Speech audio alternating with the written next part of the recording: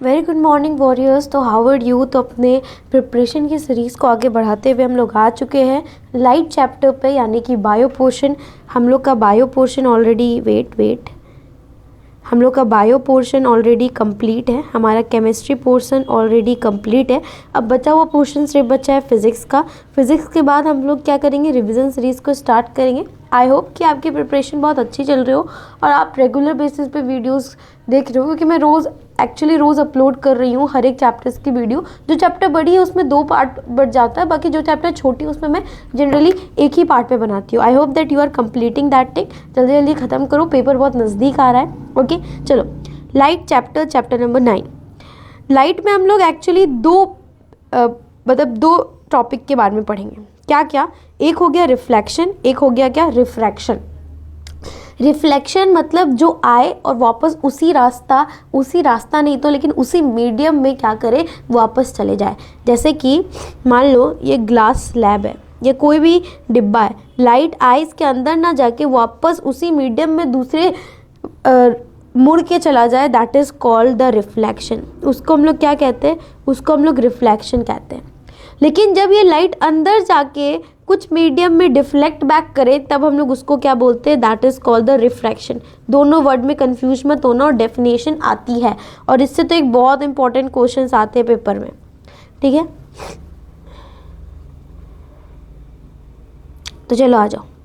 We सी क्या बोल रहा है, we see a variety of object in the world around us. हमने अलग अलग तरीके के ऑब्जेक्ट को देखे हमारे आसपास। However we are unable to see anything in a dark room. लेकिन अगर कोई रूम पूरे डार्क है तो उसमें कैसे कोई इंसान को देखे या कोई चीज़ को देखे। तो one lighting up the room things become visible. एक बार अगर तुम कोई रूम है जिसमें पूरा डार्कनेस है, एक बार तुम अगर उसमें लाइट दे दो तो सब थिंग उसके विजिबल हो जाएगी। What makes the thing visible? तो क्या चीज़ उन सब थिंग्स को विजिबल की? During the day, the sunlight help us to see object. दिन के टाइम पे सनलाइट हेल्प करता है देखने के लिए। An object reflect back that falls on it. कोई भी एक ऑब्जेक्ट है जैसे कि पेड़ पौधा, वो अपनी से लाइट हमारे आँख में रिफ्लेक्ट बैक करता है, तभी ना हम लोग उसको क्या करते हैं, देख पाते हैं। इसीलिए दिस रिफ्लेक्टेड लाइट, ये जो रिफ्लेक्टेड लाइट है जब हमारा आइज़ रिसीव करता है, हमारे आइज़ को रिसीव करता है तो हमें दिखती है कोई भी चीज़। ये चीज़ तुम ह्यूमन आई पे पढ़ोगे कि कोई भी ऑब्जेक्ट के अंदर जब मतलब रेस पड़ती है, जैसे सनलाइट की रेस पड़ी, वो रेस जब रिफ्लेक्ट बैक होके हमारी आई में आके गिरती है तो हमारा आई उसी लाइट के मदद से रेटिना पे क्या करता है, फिगर बनाता है और हमें उस ऑब्जेक्ट की कलर या फिर अपीयरेंस विजिबल होती है। We are able to see through a transparent medium as light is transmitted through it. हम लोग को क्या होगा, एक ट्रांसपेरेंट मीडियम में तुम देख सकते हो एक लाइट कैसे ट्रांसमिट हो रहा है। तो there are number of common wonderful phenomena associate with light, जैसे कि image formation by the mirror. बहुत सारे वंडरफुल फिनोमिना है जिससे आप ये सब चीज़ समझ सकते हो, जैसे मिरर्स के द्वारा या लेंस के द्वारा image formation. The twinkling of star, जैसे कि यहाँ पे बहुत सारे फिनोमिना दिए हुए, क्या क्या, the twinkling of stars, the beautiful colour of the rainbow, bending of light by the medium and so on. ये सारे फिनोमिना रिफ्लेक्शन और रिफ्रैक्शन पे बेस्ड होते हैं। A study of properties of light help us to explore them. जब तुम light की property के बारे में क्या करोगे, स्टडी करोगे, तो तुम ये दोनों के दोनों टॉपिक को क्या कर पाओगे, एक्सप्लोर कर पाओगे। वो observing the common optical phenomena, common optical phenomena को जब तुम एक बार ऑब्जर्व करोगे अपने अराउंड, तो we may include that light seem to travel in straight line. अगर तुम एक फिनोमिना, कॉमन फिनोमिना को क्या करोगे, ऑब्जर्व करोगे, तुम्हें क्या पता चलेगा कि लाइट जो है वो स्ट्रेट लाइन में ट्रैवल करता है। किसमें, वो स्ट्रेट लाइन में ट्रैवल करता है, ठीक। तो the fact that a small source of light cast a sharp shadow of opaque object point to this straight line path of light and usually indicated as a ray of light. जो मान लो कोई भी एक opaque object है, उसमें कोई light पड़ रही है तो तुम्हें वो लाइट की अपीयरेंस दिखेगी और दैट शुड बी स्ट्रेट, ठीक है। अब आ जाओ नीचे, देखो ये पढ़ लो थोड़ा क्योंकि ये थोड़ा इंपॉर्टेंट है। If an opaque object on the path of light become very small, अगर कोई भी एक ऑब्जेक्ट है ओपेक जो ट्रांसपेरेंट ना हो, वो अगर लाइट के पाथ में बहुत छोटा हो तो light has a tendency to bend around it, तो उससे क्या हो जाएगा, बेंड होके निकल जाएगा। And not walk in a straight line, लेकिन स्ट्रेट लाइन में नहीं वॉक कर पाएगा क्योंकि वो ऑब्जेक्ट क्या है, ओपेक है।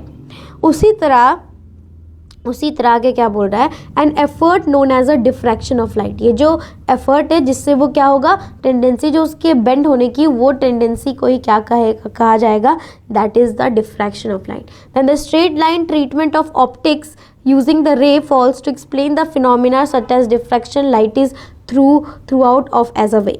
अगर तुम्हें ये डिफ्रैक्शन के फिनोमिना में जिसमें लाइट बेंड हो जाती है, ठीक है, जिसमें लाइट बेंड हो जाती है रेदर देन द स्ट्रेट, जिसमें लाइट बेंड हो जाती है, तो उस वाले फिनोमिना को समझाने के लिए हमें पता चला light as a wave nature को शो करती है, यही ना। ओपेक ऑब्जेक्ट है ये, अगर मान लो कोई ट्रांसपेरेंट है जैसे कि रेक्टेंगुलर ग्लास स्लैब, इसमें कोई लाइट आ रही है तो ये स्ट्रेट लाइन में जाने से पहले क्या हो जाएगी, कहीं पे भी दूसरे लाइन पे क्या हो जाएगी, ओ सॉरी कहीं पे भी क्या हो जाएगी, दूसरे लाइन पे क्या हो जाएगी, बेंड हो जाएगी। ये तो बेंडिंग ही क्या कहलाती है, इसकी ये बेंडिंग ही तुम्हारा रिस्पॉन्सिबल होता है इसका वेव नेचर के साथ, ठीक है, वेव नेचर के साथ। लेकिन एक बार तुमने पढ़ा कि we will study in the higher classes again the beginning of 20th century it become known that the wave theory of light often become inadequate for the treatment of what, interaction of the light with matter and light often behave. जब ये OPEC के साथ करता है तब तो diffraction property show करती है, लेकिन जब ये मैटर के साथ इंटरेक्ट करता है लाइट, तो वो पार्टिकल नेचर को शो करता है, जो किसने बताया था हमें, सर आइजैक न्यूटन ने, ठीक है। तो this confusion about the true nature of light continued for the several years and the modern quantum theory of light emerge in the which the light is neither a wave nor a particle nature और it has behave as a dual nature. देखो तो दोनों scientist ने बोला, एक ने बोला कि वो वेव नेचर की तरह बिहेव करता है और एक ने बोला कि वो पार्टिकल नेचर की तरह बिहेव करता है। तो किसी की भी मतलब अभी तक ऐसी प्रूफ नहीं है कि वो प्रूफ कर दे कि वो पार्टिकल नहीं होता सिर्फ वेव होता, वो वेव नहीं होता सिर्फ पार्टिकल होता है। तो हम लोग ने ये तय किया कि हम लोग बोलेंगे light has a dual nature. Light dual nature को क्या करता है, लाइट डुअल नेचर को शो करता है, that is called the wave as well as what, particle. So in this chapter we shall study the phenomena of reflection and refraction and of using the straight line propagation of light. इसमें straight line में discuss करेंगे। ये basic concept will help us in study of some of the optical phenomena nature। कुछ तुम nature के optical phenomena को समझने में हेल्प करोगे जब तुम लाइट को as a what, straight line travelling substance को समझोगे। तो chapter the reflection of light for the spherical mirror and refraction of light and their application in the real life situation, इन सभी को हम लोग क्या करेंगे, डिस्कस करेंगे।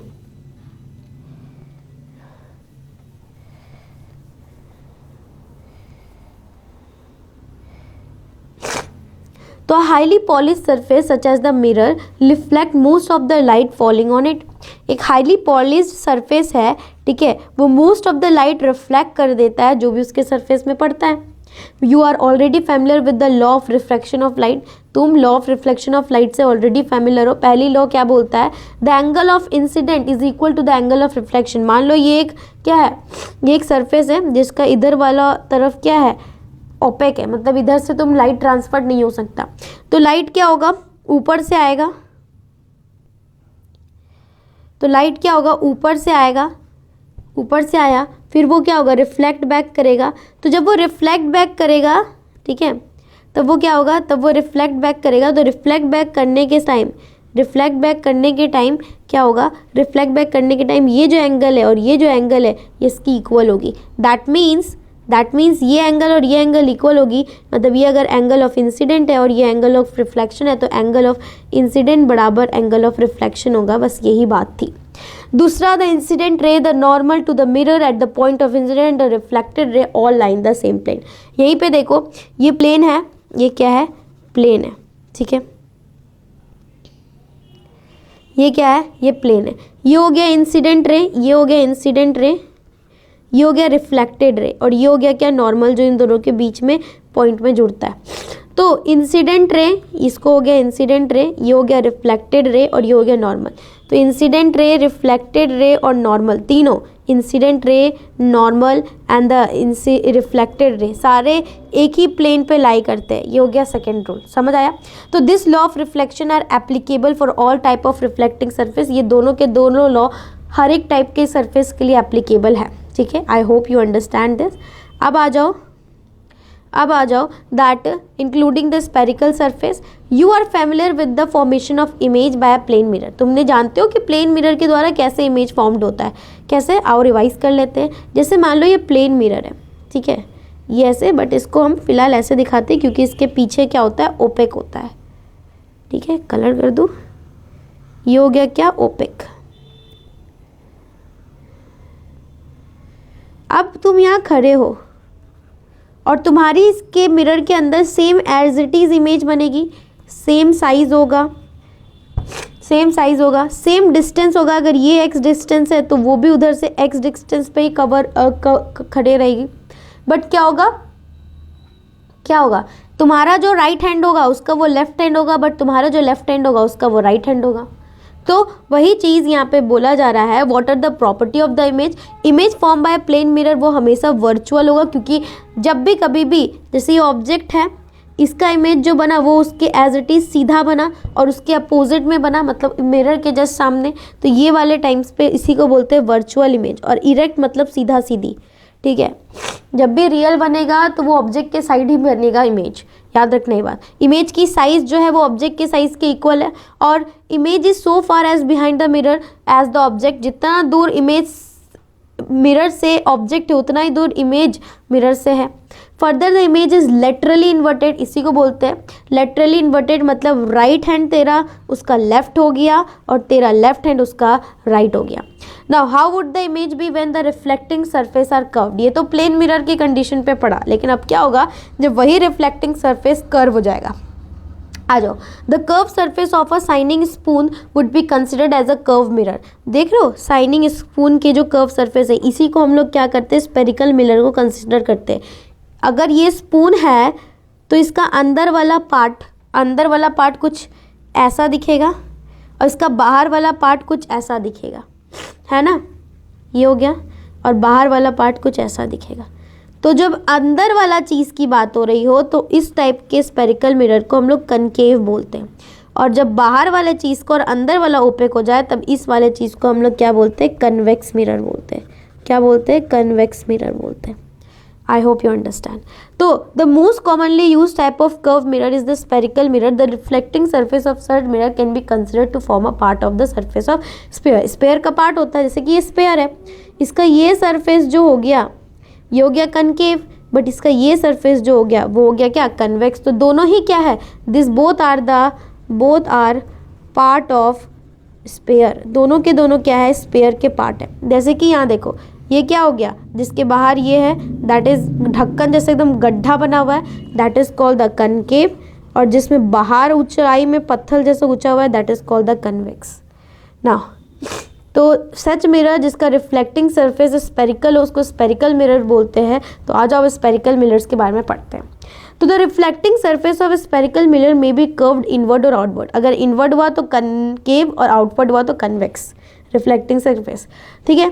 तो whose reflecting surface is curved inward like this, जिसका रिफ्लेक्टिंग सरफेस अंदर की तरफ है, जिसका रिफ्लेक्टिंग सरफेस देखो यहाँ, जिसका रिफ्लेक्टिंग सरफेस अंदर की तरफ है, ठीक है। This face towards the centre of the sphere, जिसका फेस जो है वो सेंटर ऑफ द स्फीयर, जैसे यहाँ पे सेंटर होगा, इसका फेस किधर है, इसका फेस किधर है, ये अगर इसको पूरा एकदम ऐसे करके अगर तुम इसको अगर स्फीयर बनाओगे तो यहाँ पे कहीं पे क्या आएगा, वो पॉइंट आएगा सेंटर का। तो जिसका फेस सेंटर की तरफ है उसको हम लोग क्या बोलते हैं, कनकेव मिरर, बता दिया।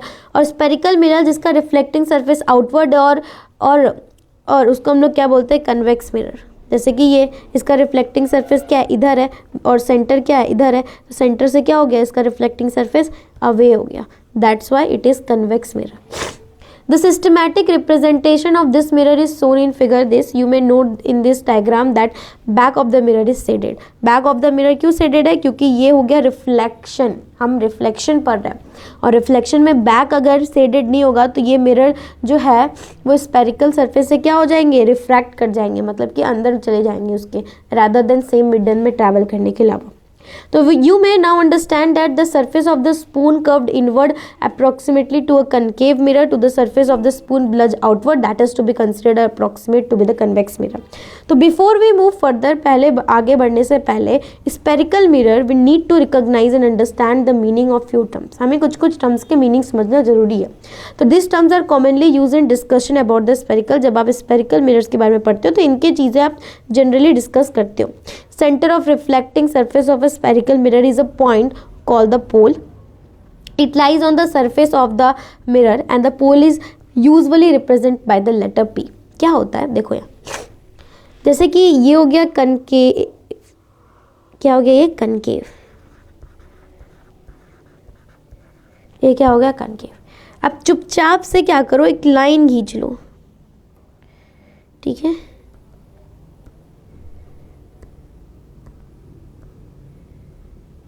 चुपचाप से एक लाइन खींच लो, खींच लिया. अब एक एक चीज़ नोट करते जाना.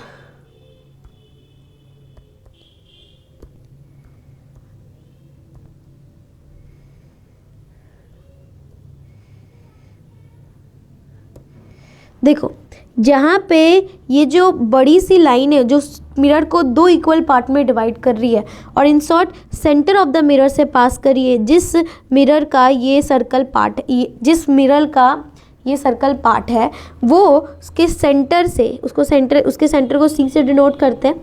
तो उसके सेंटर से जो लाइन पास हो रही है उसको हम लोग बोलते हैं प्रिंसिपल एक्सिस. और ये जहाँ पे उस मिरर पे जाके मतलब जुड़ती है उस पॉइंट को हम लोग बोलते हैं पोल. और ये पोल और सेंटर के बीच का जो हाफ डिस्टेंस होता है उसको हम लोग फोकस से डिनोट करते हैं, मीन्स एफ. तो एफ हो गया दैट इज फोकस और इसका centre is centre of curvature, centre of curvature, ठीक है. ये हो गया प्रिंसिपल एक्सिस, ये हो गया पोल, ये इसका ओपेक हो गया, ठीक है. समझ आया आई होप. और याद रखना कि मान लो सेंटर से लेके यहाँ तक तो आर ही डिस्टेंस है क्योंकि एक स्पेयर का पार्ट है. दूसरा बात ये आर है तो ये एफ से लेके पोल तक का डिस्टेंस r/2 होता है.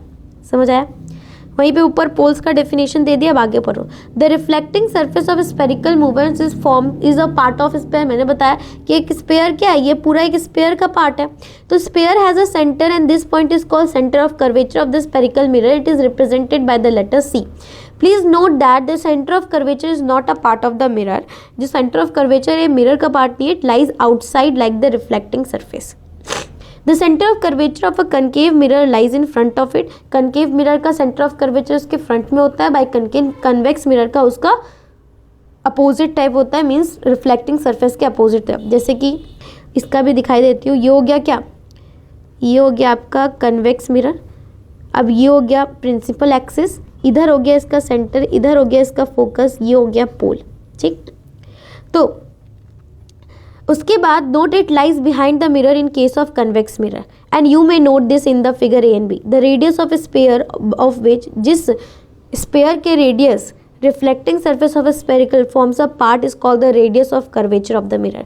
ये जो सेंटर ऑफ कर्वेचर है इससे लेकर के उस स्पेरिकल सरफेस की बाउंड्री तक का जो डिस्टेंस है that is called the radius. और उसी रेडियस को हम लोग रेडियस ऑफ कर्वेचर बोलते हैं. ठीक है, जिसको आर से डिनोट करते हैं. और तुम्हें ये याद रखना जरूरी है the distance of P C is equal to the radius of curvature. And imagine a straight line passing through the pole and curvature. That straight line is called the principal axis, जो मैंने बता चुका है. और ये principal axis normal होता है to the mirror at its pole. And let us understand an important term related to the mirror through an activity. अब यहाँ पे देखो, जैसे कि यहाँ पे तुम्हें दिया है एक इम्पॉर्टेंट, यहाँ पे डायग्राम की मदद से आपको एक इम्पॉर्टेंट क्या प्रॉपर्टी बताई गई है. देखो क्या क्या, जैसे कि आपको बताया जाएगा कि प्रिंसिपल फोकस कैसे निकाला जाता है. मैं आपको समझा देती हूँ, फिर आप को पढ़ाऊंगी, आप समझ जाना. ये क्या है, convex mirror, sorry concave mirror. तो ये क्या हो गया, कनकेव मिरर. समझ आया. अब कनकेव मिरर जो है ये प्रिंसिपल एक्सिस हो गया. होता क्या है, जब भी ऑब्जेक्ट इन्फिनिटी पे हो तो उससे जो रेज आती है वो कन्वेक्स मिरर पे हमेशा एक सिंगल पॉइंट पे आके क्या करती है, रिफ्लेक्ट बैक होके एक सिंगल पॉइंट पे आके क्या करती है, मिलती है. और वो जो सिंगल पॉइंट है और वो जो सिंगल पॉइंट है जहाँ पे उस ऑब्जेक्ट की मिरर बहुत माइन्यूट बनती है उसको हम लोग प्रिंसिपल फोकस बोलते हैं। क्या बोलते हैं? प्रिंसिपल फोकस, जो मैंने आपको ऊपर पढ़ाया, which is half the distance having of the radius of curvature. वही चीज़ कन्वेक्स मिरर में भी वही प्रॉपर्टी होती है, इसकी तो रिफ्लेक्टिंग सरफेस आउट पे होती है। तो इसका अगर ऑब्जेक्ट इन्फिनिटी पे, याद रखना ऑब्जेक्ट हमेशा लेफ्ट हैंड साइड पे होगा, ठीक है। जब भी ऑब्जेक्ट इन्फिनिटी पे है तो ये अंदर तो जा नहीं सकता, ये यहीं से रिफ्लेक्ट बैक करता है, बट अपनी इमेज जो है वर्चुअल बनाता है, और ये यहीं पे एक एज्यूमिजेशन होता है, क्योंकि ये रिफ्लेक्ट बैक कर जाते हैं तो इनकी एज्यूमिजेशन एक पॉइंट पे आके बनती है अंदर, जिसको प्रिंसिपल फोकस बोला जाता है, ठीक है। Now the paper at first begin to burn. अच्छा, यहाँ पे तुम्हें एक्टिविटी पढ़ा दूँ। एक्टिविटी में बोल रहा है पेपर लो और सूरज के सामने रखो, तो फिर तुम उस पेपर पे क्या ऑब्जर्व करोगे कि पेपर बर्न होगा और स्मोक प्रोड्यूस करेगा। Eventually we may even catch fire, वो पेपर फायर भी कैच कर सकता है। क्यों वो बर्न हुआ? क्योंकि the light from the sunlight, जो देखो क्योंकि कन्वेक्स मिरर है, जो सन से जो लाइट आ रही है वो एक दूसरे के पैरेलल आ रही है, तो वो एक ही पॉइंट पे आके कन्वर्ज हो रही है, उसको जो फोकस पॉइंट बोलते हैं। इसीलिए बार बार वहाँ पे एक्सट्रीम हीट पड़ने पे वो पेपर जो है जल जाएगा। तो in fact this spot of the light is the image of sun on the sheet of the paper. This point is the focus of the concave mirror and the heat produced due to the concentration of sunlight ignite. बार बार जो sunlight एक point पे concentrate हो रहा था तो वो क्या क्या पेपर को इग्नाइट कर दिया, उसका टेम्परेचर जो हीटिंग टेम्परेचर था उस पर रीच हो गया, तो वो डिस्टेंस जो है उसी वो जो है half the distance of the surface radius of curvature होता है, और उसी को हम लोग फोकल लेंथ भी बोलते हैं। तो a number of rays parallel to the principal axis are falling on the concave mirror. Observe the reflective ray, they are all meeting in intersecting at a point on the principal axis. एक ही point पे वो लोग आके क्या हो रहे हैं, मिल रहे हैं, और उसी पॉइंट को हम लोग क्या बोलते हैं? That is called principal focus of the concave mirror. इसी तरह how are the ray parallel to the principal axis reflected by the convex mirror, वो रिफ्लेक्ट किया जाएंगे तो उनको एज्यूम किया जाता है कि वो एक पॉइंट में आके मिल रहे हैं इनसाइड द मिरर। तो this reflected ray appear to come from a point on the principal axis and this point is called the principal focus. तो इस जनरली में आपको खाली प्रिंसिपल फोकस को दिखाया गया है, जिसको एफ से डिनोट करते हैं, और जो डिस्टेंस है पोल और प्रिंसिपल फोकस का वो half the radius of curvature होता है, जिसको हम लोग डिनोट करते हैं एफ से, ठीक है।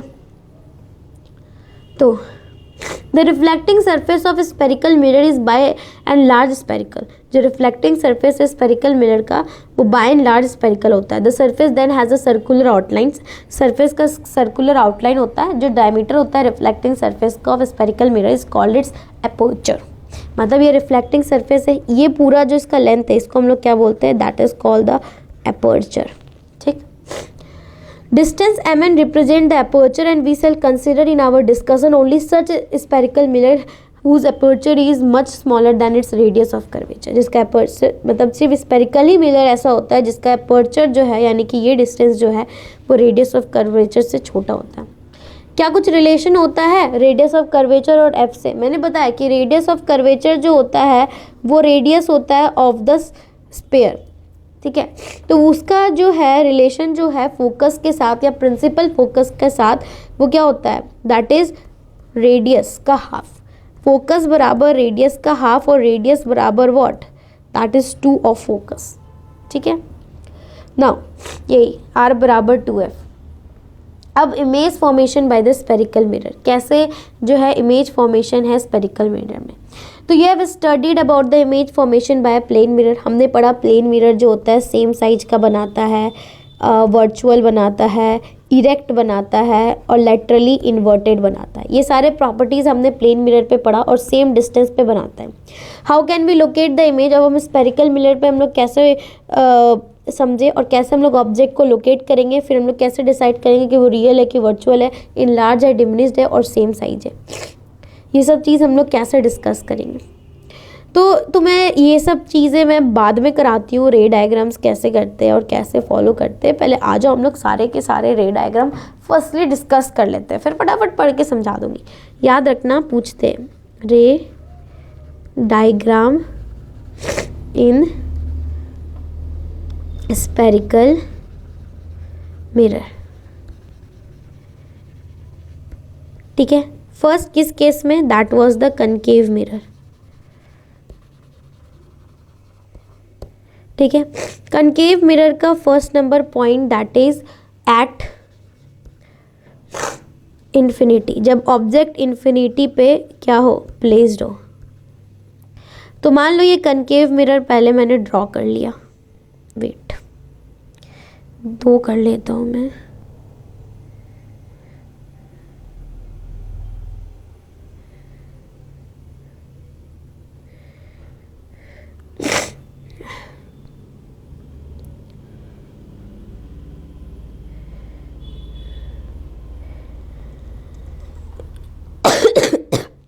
ये बना लिया मैंने प्रिंसिपल फोकस, सॉरी प्रिंसिपल ये एक्सिस, ये हो गया प्रिंसिपल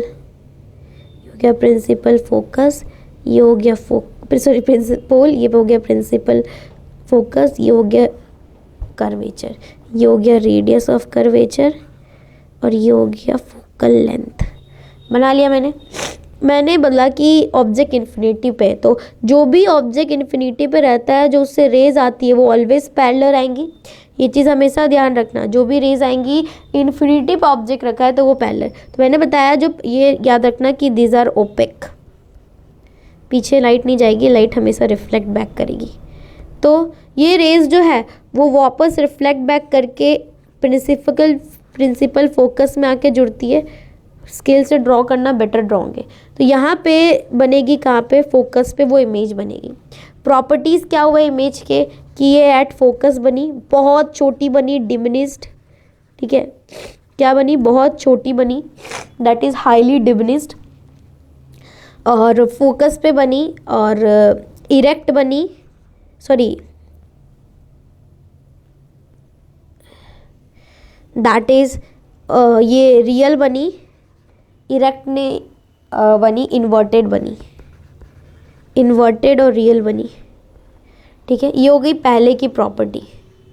देखो अब यहाँ पे थोड़ा आ जाओ, यहाँ पे तुम्हें चार्ट दिया हुआ है, फोकस पे बनी, हाईली डिमिनिस्ड बनी, रियल एंड इन्वर्टेड बनी, यही सब चीज़ मैंने लिखी है तुम्हें समझा के, ठीक है, इन्फिनिटी पे।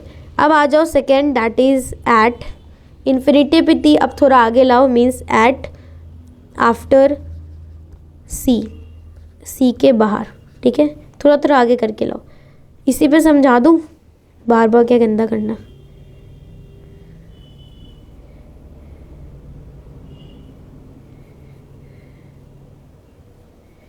ठीक, ये हो गया फोकस, ये हो गया ये हो गया ये, ठीक। अब क्या हुआ, ये मान लो ऑब्जेक्ट खड़ा है यहाँ, तो इससे रेज आई पैरेलल, जो पैरेलल आती है वो फोकस से गुजरती है। दूसरा याद रखना, कुछ प्रॉपर्टी समझा देती हूँ इसको आगे बढ़ाने से पहले कि रे डायग्राम में होता क्या है।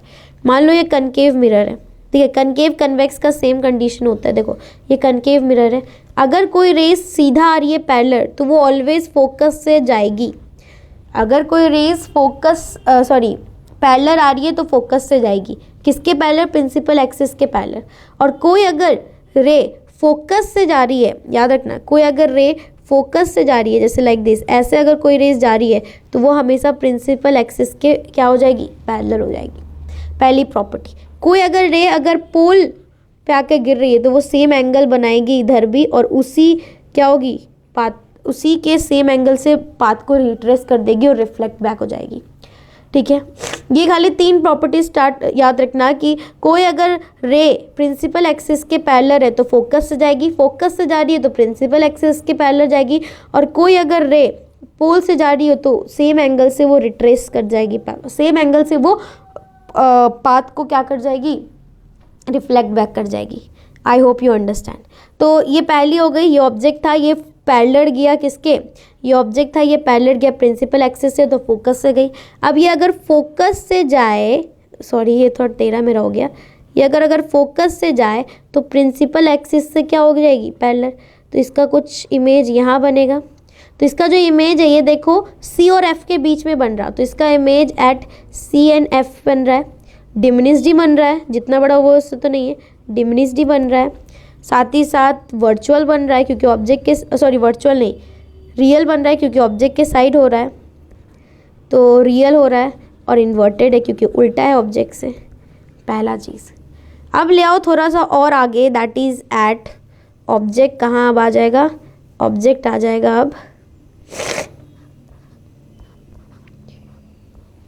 अब ऑब्जेक्ट कहाँ आ गया? अब ऑब्जेक्ट आ गया सी पे। तो सी पे जो ऑब्जेक्ट आया उससे जब रेज निकली, सी पे ऑब्जेक्ट आया उससे रेज निकली, तो ये पैरेलल निकली, फोकस से गुजरा, ठीक। उसके बाद ये फोकस से गुजरा तो फिर ये पैरेलल हो गई प्रिंसिपल एक्सिस से। तो देखो सेम साइज की इमेज बनी, वो भी एट फोकस। ये थोड़ा बिना स्केल से बनाए इसलिए अलग हो गया। तो ध्यान रखना कि एट सी पे हो ऑब्जेक्ट, यानी कि सी नंबर केस, तब क्या हो रहा है, सॉरी एट सी पे नहीं, हाँ एट सी पे हो तो इमेज भी एट सी बन रहा है, इक्वल सेम साइज का बन रहा है, रियल बन रहा है और इन्वर्टेड बन रहा है, ठीक है। डी नंबर केस, जब वो सी और एफ के बीच में हो, जब ऑब्जेक्ट सी और एफ के बीच में हो, ठीक, जब ऑब्जेक्ट सी और एफ के बीच में हो, ये मान लो ऑब्जेक्ट यहाँ खड़ा है, तो पैरेलल गया रे, फोकस से गुजरा, फिर मान लेते हैं ये सी से जाएगा, तब भी ये सी से। और एक प्रॉपर्टी जो मैं ऊपर बताना भूल के भी बताते टाइम याद आया कि अगर कोई भी रेस रेडियस ऑफ कर्वेचर से पास होके यहाँ आ रहा है तो ये जिस तरह से आया था वही पाथ को रिट्रेस कर जाएगा, ठीक है। भूल गई थी, अगर ये बुक से पढ़ती तो तुम्हें एक एक करके पता चल जाता, बट आई वांट टू तुमको पहले अंडरस्टैंड करा दिया जाए, ठीक है। तो ये जिधर से आई थी, ये मान लो रे इधर से आई थी, ऑब्जेक्ट यहाँ है तो इधर से आई थी, वापस इधर ही चली गई, तो इस दोनों को मिलके क्या सी के बियॉन्ड बना। तो क्या बना? Beyond C object. ये थोड़ा इनलार्ज बना, ध्यान से देखो, ये क्या बना? इनलार्ज बना, और उसके बाद रियल बना और इन्वर्टेड भी बना। अब आ जाओ फोकस पे रखते हैं हम लोग, किसको? ऑब्जेक्ट को। ऑब्जेक्ट को हमने कहाँ रखा? फोकस पे। फोकस पे रखा तो पहला चीज़ पैरेलल गया, फोकस से ही निकला, ठीक है। और दूसरा चीज़ क्या? अगर पोल से जा रहा है तो दैट विल बी सेम, वो क्या करेगा? एंगल से जाएगा, तो दैट मीन्स वो कहाँ बना रहा है अब इमेज? ध्यान से देखना, वो इमेज कहाँ बना रहा है? अगर अब क्या हुआ डी नंबर में एट फोकस, सॉरी वेट, ये थोड़ा टेढ़ा मेढ़ा हो गया।